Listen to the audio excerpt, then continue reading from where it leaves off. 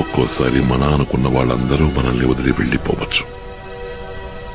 అప్పుడు కూడా మనం బతక తప్పదు. ఎందుకో ఎవరి కోసం బతుకుతున్నామో కూడా తెలియకపోవచ్చు.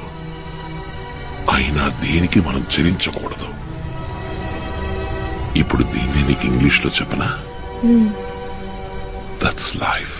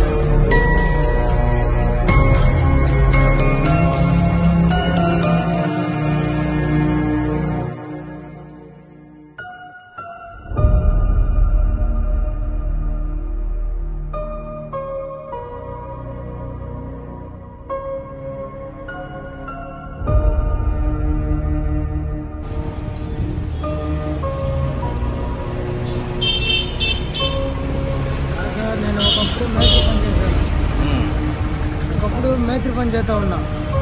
పైనుంచి పడి కాళ్ళు ఇరిగిపోయింది. ఇలా అడుక్కొని అన్నాన్ని కూడా గదిలేదు, ఎవరన్నా అడుక్కుంటానే అట్లా ఉన్నా. ఇక్కడే గుడి దగ్గరే పడుకున్నా.